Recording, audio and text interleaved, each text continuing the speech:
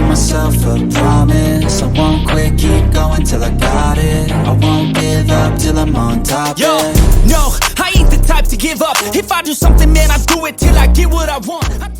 Hey guys, Coach Dan here. I've been lifting for over 20 years. I hold a degree in exercise and sports science, and I've been coaching for over a decade. On this channel, we're all about evidence-based muscle growth or hypertrophy training and about getting as jacked and lean as possible or as you want. Today we're going to go through a pull workout. This is workout number 3 for this workout, the first pull workout of week 1 of a maintenance or diet break for me. I'm going to show you what I do, explain why I do it, and show you exactly how to execute so you can implement and improve your own training. So as said, this is a maintenance period for me. Was having some diet fatigue issues, so just lack of, well, poor quality sleep, bad mood, all these kinds of things. So taking a little break from the diet, maintain where we're at, build things back up, feel better, and then add some of that food back, head back into that diet phase and finish off the diet break. So pull workout number 1 for the week. We're going to start with a kneeling plate loaded row. So this is quite a unique variation that I'm working at the moment that feels really good. So what you'll notice about some plate loaded machines is that, well, plate loaded machines, this is on a hinge. So this point here is a hinge, and then the weights are out there, right? So when the weight is down here at the beginning, or how the movement is supposed to be done at the beginning, the weight is closer to the hinge point than as you go. So now it's getting further away. So what happens on a movement like this is it starts off easier and then gets hard as you finish, which for 2 reasons is probably not ideal for muscle growth. Number 1, or especially for this muscle group. Number 1, our strength in pulling movements is usually out in the position or the lengthened position. So when we're doing rows and stuff like that, we're usually pretty good out here, but we can't finish. So this essentially is going to be hard where we are weakest. And we would probably prefer it the other way, such that we can finish the movement and do the whole range of motion well. Or alternatively, which is how I'm going to make it, we want it to be harder at the beginning in the stretch position, because again, there's some evidence to suggest that making it harder in the lengthened position is a good thing. So what I'll do is I'll lean back here or kneel down here, do a single arm row, and I'll also turn this from a horizontal pulling movement to almost a vertical pulling movement. So basically what I'm going to do is kneel down behind the machine. But before I do, let me give you a demonstration. So you could do this as a horizontal variation. So we could kind of get into this kind of position here, row like that, which I might do in the future for some of my horizontal pulling movements. And then we sort of sort out that resistance issue of the machine versus doing it something like this, where it kind of gets harder as you go. I stand back here, and it's hard at the beginning and gets a little easier, which matches our strength curve. For me today, I'm going to do a kneeling variation, which has me kneeling behind the machine, also has me pulling slightly down. So you can see there, it's the furthest away from the hinge point, and then as I pull, it gets above the hinge point, making it easier and then suiting your own strength for this kind of movement. All right. Let's get into it. We got some weight to add to this one. This is an early morning session. We are starting at 4:08 a.m. No people in the gym, which is always very pleasant. It's like a very own exclusive gym. Let's go.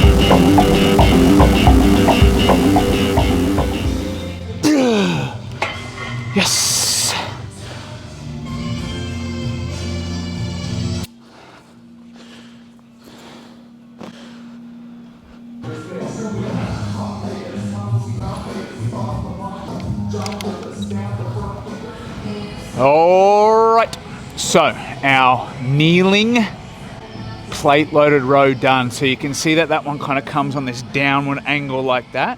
The idea is that that's biasing towards the lower portion of the lats if we can bias them, which again I don't believe is perfectly well known. Someone out there can tell me otherwise if there's some good evidence to suggest that, yeah, that is lower lat and this is going to be upper lat. I don't know of it yet, but it makes sense theoretically that there are your lat, essentially, which will attach to your front of your arm, wrap under your rib cage. Some of it head towards the thoracic spine and some down towards the pelvis. So it makes sense to me that if we angle down, we'll be, biasing towards the lower portion. If we angle this way, because we're pulling our arms in those different directions, we might be biasing towards, upper versus lower lats.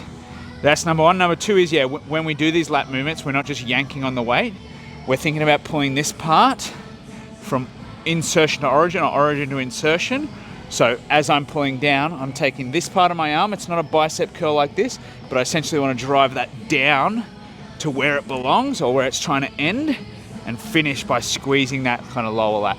That's the idea. And the same will go here when we do this seated row version. So we're going underhand mag grip.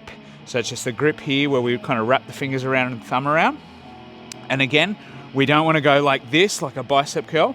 We want to drive the arm back and even almost around towards the thoracic spine. So we'll take the handle here, feet on. I like a lean forward just for that extra stretch, and then pull. And again, doing it this way doesn't allow you to lift as heavy. However, we hopefully will be using more of the lat and again, making sure the muscle that we want to target is the target. Okay, so far so good. Second lat movement upcoming after this. Very excited what's coming next. So tune in, stay tuned, and we'll head over there afterwards.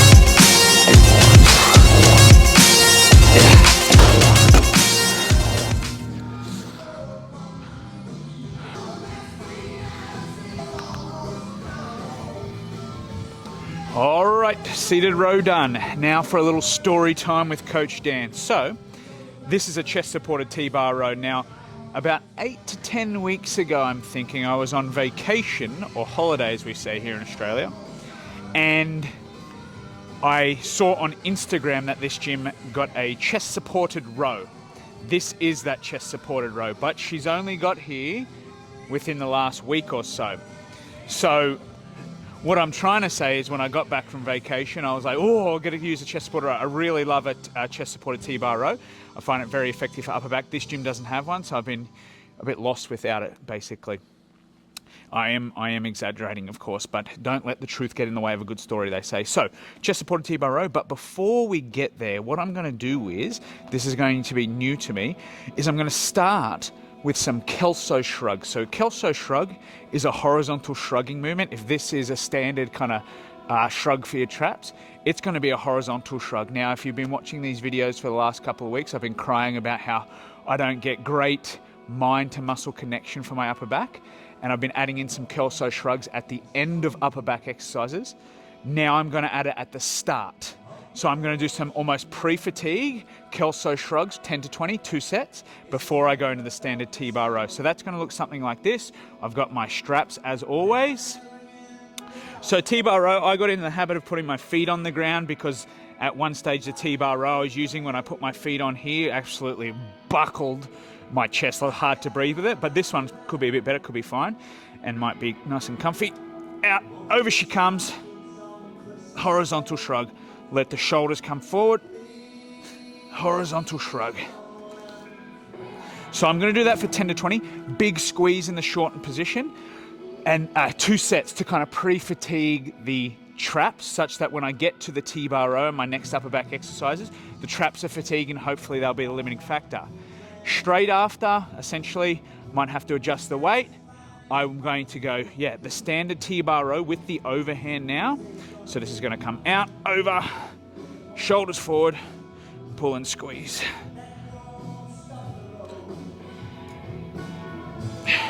So first, shrugs, 10 to 20, and then horizontal shrugs, Kelso shrugs, then our standard T-bar row. Weights, I'm not sure because this will be the first time using it in this program, but I have missed the chest supported T-bar row, so I'm happy for that. All right, let's figure out what weight we're going to use for at least the first movement, and then we'll go from there.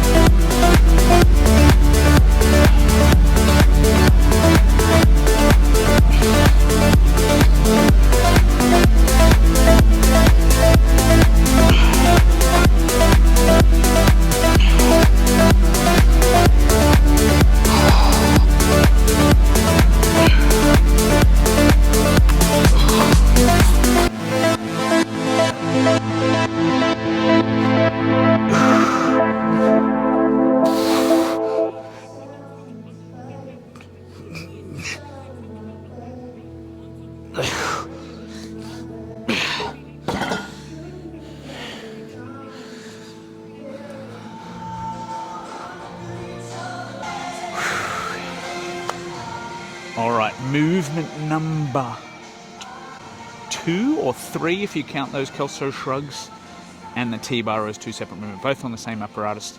So that's a machine number 2 for the upper back. Quick little summary on that. I think that's going to be really nice. So starting off with that Kelso shrug, trying to feel the traps and get them a little bit maybe pre-fatigued, then hitting the T-bar row. So we've already got that fatigue where we want the T-bar row to fail us, so we can both feel it and have them be the limiting factor.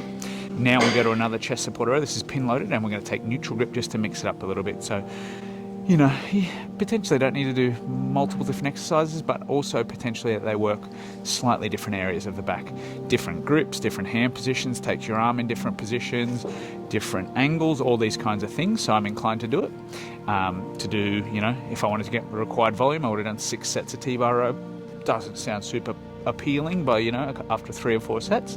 So we go 3 there, 3 here.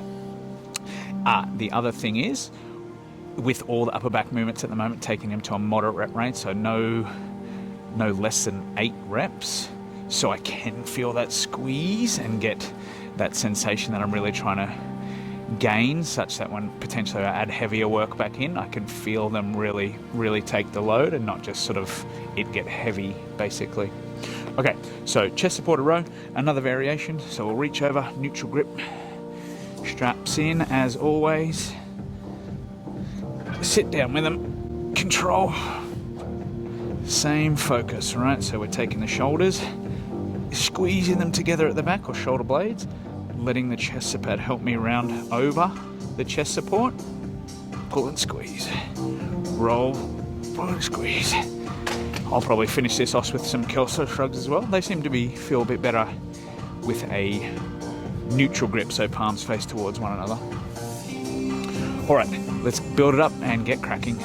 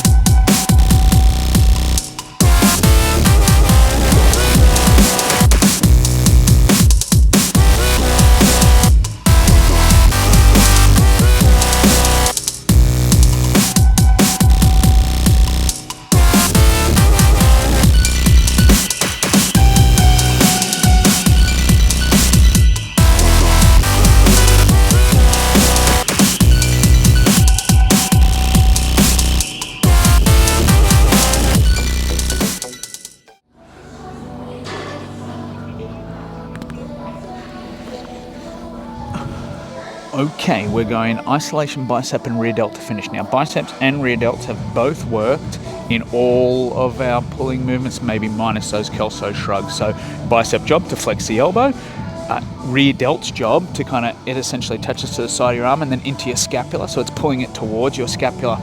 Now, when we do all those rows and all that kind of stuff, the rear delt has to work. We flex the arm, the bicep has to work, but this is about isolation, making sure they're the limiting factor, so we take them close to failure. So I'm going to do this as a superset. We've got a seated behind the back cable curl, which I'll show you in a sec, and then also we're going to walk straight over here, like 3 meters away, and do a rear delt fly. Very basic, simple rear delt fly. This is really simple, easy combo, and at this stage of the workout, I like the efficiency. So this one could be done standing, but I pretty much do everything seated where possible, increases stability, plus I like sitting down. So we grab a handle. Any kind of upright bench will be pretty good here. And then we're set and ready to go. So that's the biggest fuck around. That fuck around probably means that the rep range can't be too low and a really heavy weight. Oh, can't is a strong word. It would just make it hard to haul the weight into this position. So I'm going to do about 10 to 15 on the first set. So you can see in this position here, because my bicep is a biarticular muscle, crosses 2 joints, both the elbow joint and the shoulder joint, and attaches into the scapula also. A straight arm is a stretched bicep, but when it goes behind the level of the body, that's giving us that extra stretch. And again, that lengthen or stretch position may have merit in as far as muscle growth goes. So arm behind the body, I've kind of set these handles up at about, I've just set a height on that. It looks that it's going to be hard in the stretched position, like where that cable is facing. And again, this is my first time doing it in a while. It's my first time ever doing it at this gym. So setup might take a bit of practice. We're here, curl, stretch, curl. So big stretch behind the level of the body. On this day, I do this. On my other day, I do a preacher curl. So that's got the arm in the front position. There is potential that they focus on different regions, like potentially the preacher curl is the trains more preferentially the brachialis, which makes sense because the brachialis is only passing the elbow. So that doesn't really need to be pulled back here to stretch that out, and that's a muscle that runs underneath the bicep. So if we go preacher and that leans more toward the brachialis, cool, and then this can be the bicep brachii, the 2-headed muscle that's on top. So ticking both boxes. I don't think that's super conclusive. I think ultimately if you flex your elbow, you go close to failure, make it really hard. You're probably good on most fronts. I just have some exercise preference because of how it feels to me. So, take that for what you will. All right, so I'm going to show you this rear delt fly in the movement. We're going to do this supersetted, right? So I'll go and demonstrate now. Okay, not too much to the machine rear delt fly. I like it because it's efficiency. There are some potential downsides. You don't get a massive stretch in the rear delt. So again, if you think about the rear delt, side of the arm is the attachment point and into the scapula or your shoulder blade. So it's going to pull your arm towards the scapula in different directions. Now, if we think about, I just spoke about training in the lengthen position. To lengthen the rear delt out, we'd have to go across the body and stretch that all out. Now, the limit between, for a, what do you call this thing? Rear delt machine, it's like a fly rear delt combo, is that your arms are only going to get to like so. So in this kind of position here. So maybe not a massive stretch, but again, you know, I want efficiency now. I'm not going to set up multiple things. If I train hard on this and go close to failure, we should be good. If I do this on one day and a more stretched version on another day, I'm pretty happy. So, and when I do it, it feels effective. So I'm happy with that, to be honest. One thing I do that is slightly different is I'm going to turn my hand in, because the rear delt helps with external rotation. If I internally rotate, maybe I will get some more stretch. So we've got two handles here. This particular, it's this cow gym version. I'm going to go internal on that. So palm in that position here, not a neutral grip. I don't think you call this a neutral grip. And then essentially we're just driving out. Control the way in, driving out. Thinking about the muscle doing the job, your rear delt, pulling your arm into these kind of positions. You could like go full range and squeeze the shoulder blades as well, and I've done that in the past. For me, I'm probably going to kind of get into just this kind of range here to really fuck up the rear delt. Okay, supersets on, back to back 5 sets. Go from one, drop my reps down, walk to the other, and so on and so forth. No real set break, but with that setup, it should be enough break that they don't. I'm not too like fatigued or out of breath or anything like that. These two movements don't get you too out of breath anyway. But yeah, back to back 5 times through. So it is a bit of a trek, but yeah, at least we got this superset to kind of save time. All right, let's go back to the biceps and let's get started.